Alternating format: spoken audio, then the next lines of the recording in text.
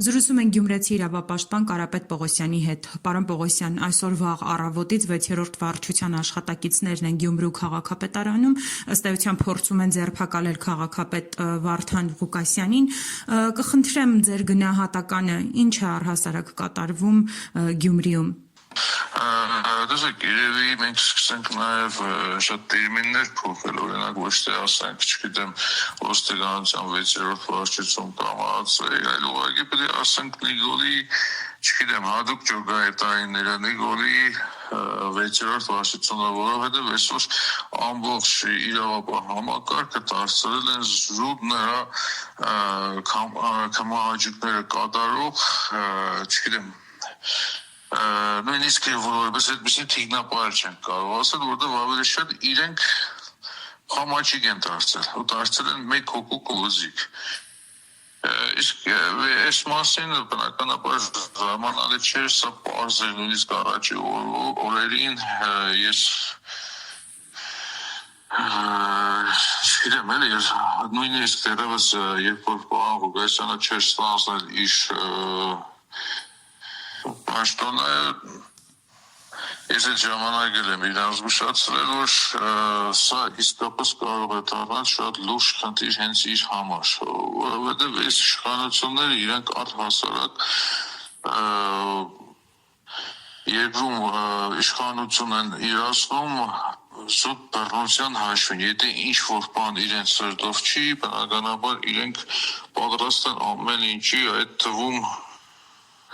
մենք տեսանք նույնիսկ քաղաքական հողի վրա սպանություններ, իհարկե դա փորձեցին ներկայացնել որպես անձնական վարաշքնչություն։ Պարոն Պողոսյան, Վարդան Ղուկասյանն այսպես իր սենյակից ուղերձով է հանդես եկել եւ դիմելով հպարտ ու արդար գյումրեցիներին, ասում է, որ ժամանակն է կանգնելու մեր քաղաքի եւ մեր արժանապատվության կողքին։ Հաշվի առնելով իշխանությունների գործելավոճը, նաեւ այն արարքները, որոնց մասին դուք նշեցիք, Գյումրեցին ինչ կարող է անել, առհասարակ ժողովրդի պայքարը ինչպես եք պատկերացնում, ինչ կարող է անել, նաև հաշվի առնելով են ոստիկանական ուժերի քանակությունը, որոնք հիմա կենտրոնացված են Գյումրիում։ Տեսեք, ժողովուրդը պետք է շատ ավելի շուտ այս ամեն ինչի թեմաներ, սկսած այն ժամանակներից, երբ որ մենք կանգնած էինք Արցախ կորցնելու ճանապարհին։ Երբ որ ժողովուրդը Արցախ կորցնելուց հետո որևէ կերպ չպաշտպանեց իր հայրենիքի մի մասին, կարծիքով պետք չէ նստած սպասել, որ ժողովուրդը կպաշտպանի անհատների։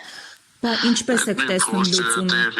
Այդ նույն փորձերը տեղի ունեցավ նաև Սերբազան Միքայելին պաշտպանելու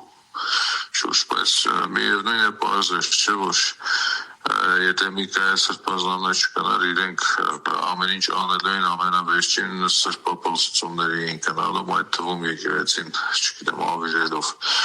Իսկ այս հարցի լուծումը միայն մեկ տարբերակ կա, որի մասին բազմաթիվ անգամներ խոսել ենք, սա պետք է լինի համընդհանուր համախմբման արդյունքում։ Մենք պետք է կարողանանք բոլորս զուտ համախմբվենք, մոռանանք մեր ամբիցիաները, մոռանանք մեր ժամանակին ունեցած տարաձայնությունները եւ հնարավորինս օրենքի շրջանակներում, որովհետեւ մարդը ինքան սերի գա, եթե վաղը մյուսօր տեղի ոստիկանությունը չբավականացնի, ինքը թուրքական զորք կբերի, ինքը ադրբեջանական սպեցնազը կբերի։ Մենք դրա համար այդ փողոցային անկարգությունների առիթը չտանք, որովհետեւ ինքը տեսից մեր վրա թուրքերին բերի։ Մենք պետք է կարողանանք շատ ճիշտ կազմակերպված ձևով օրենքի շրջանակներում մեծականակ հասարակությանը մոբիլիզացնելով այս հարցը կարգավորենք։ Այս պայն դա միայն հնարավոր է իմպիչմենտի շուրջ հավաքվելով, այլ օրինական տարբերակ ես չգիտեմ։ Պարոն Պողոսյան, եւ եւս մեկ հարց, արդյոք իշխանությունը նման գործելավոճով ցույց չի տալիս, որ օրինական ընտրություններով տարբեր համայնքներում անցած ուժերը չեն մնա իրենց պաշտոններին, որովհետեւ դա դեմ է իրենց վարած քաղաքականությանն ու իրենց ցանկություններին, այսինքն ամբողջ ռեսուրսը ըստ էության իրենց ձեռքին է եւ ինչ ուզում անում են։ Միանշանակ հենց այդպես է, դուք շատ ճիշտ նկատում եք, Ստեփան,